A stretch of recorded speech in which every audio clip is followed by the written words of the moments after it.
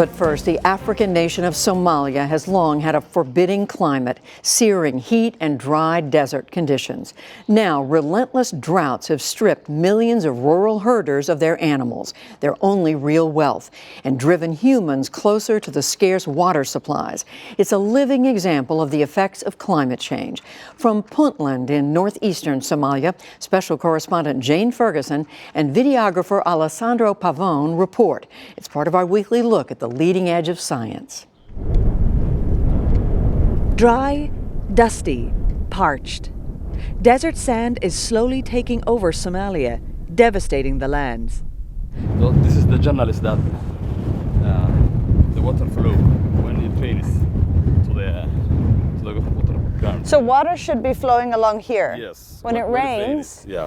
It has 2 or 3 water journalists. And then it becomes full or it becomes half full, depending on the quantity of rain. Ahmed Ali Shire runs the regional government's Ministry of Livestock.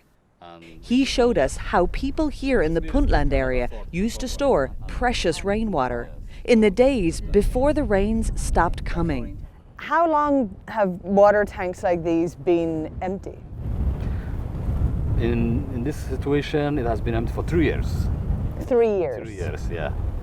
A crippling drought in Somalia shows no sign of easing, and it keeps happening. Just 6 years after the last major drought emergency, the rains have failed again.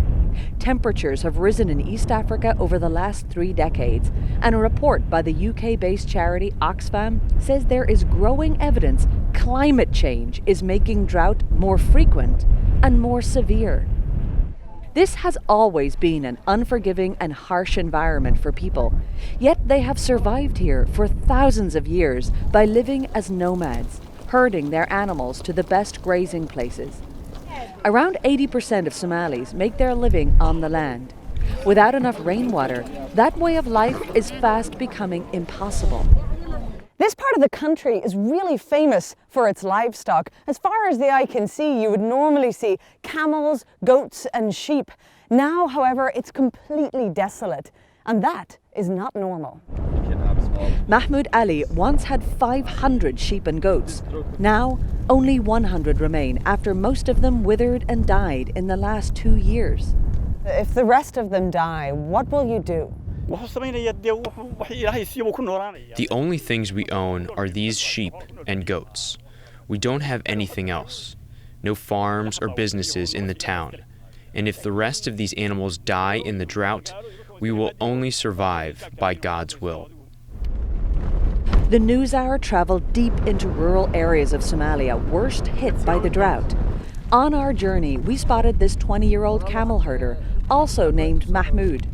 Tired and hungry, he was driving his animals to find water in a village nearby. He told us he had already lost a quarter of them.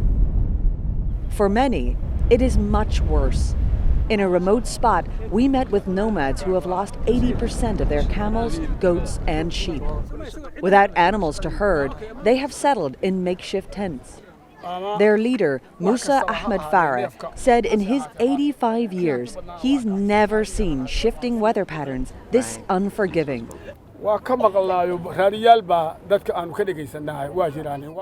Definitely, there is a change. We used to count on the rainy season and the dry seasons. Now it's not normal. It has changed. We hear on the radio that in the West and in industrialized countries, there is a lot of pollution in the atmosphere. Those pollutants are greenhouse gases that trap heat close to the Earth's surface, raising global temperatures. What would you say to the leaders of countries that are the main pollutants to the environment, the main causes for climate change?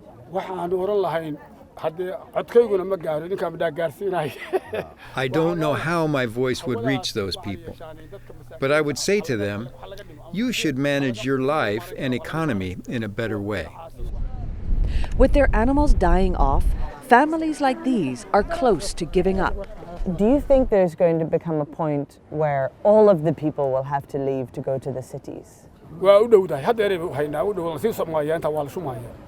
Yes, it is happening now.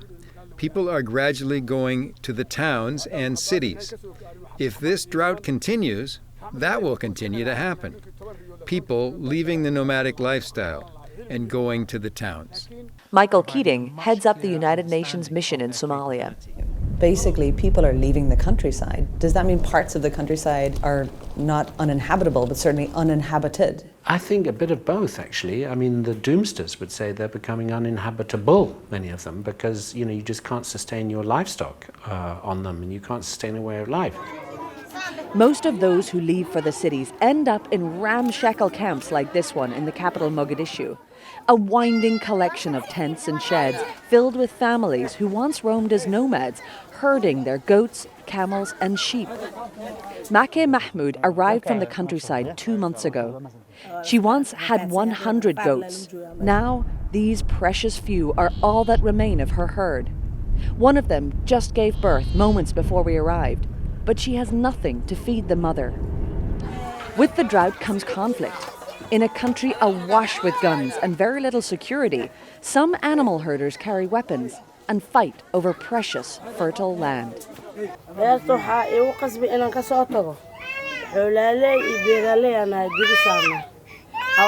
We farmers and the herders used to live amongst each other.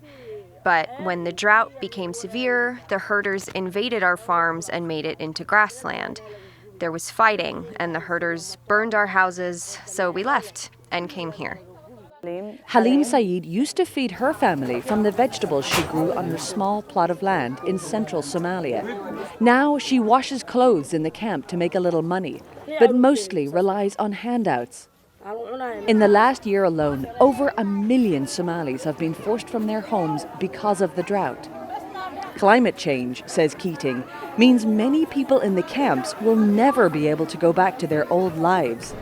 A way of life that sustained communities in this part of Africa for thousands of years is no longer working. I mean, this is a global phenomenon that is hitting the Horn of Africa particularly badly. I think it's going to mean that, the number of people who are able to sustain themselves through nomadic pastoralism is going to be reduced. I mean, some notion that everybody's going to go back to what they were doing before, I don't think is the case. I think, Somalia is already one of the most rapidly urbanizing countries in the world. That will continue. I think what we need to do is, plan for bigger urban centers. Leaving the traditional way of life is no easy decision. Nomadic animal herding is not simply how people here make money. It's who they are. As the weather changes, they will have no choice but to change too. For the PBS NewsHour, I'm Jane Ferguson in Mogadishu, Somalia.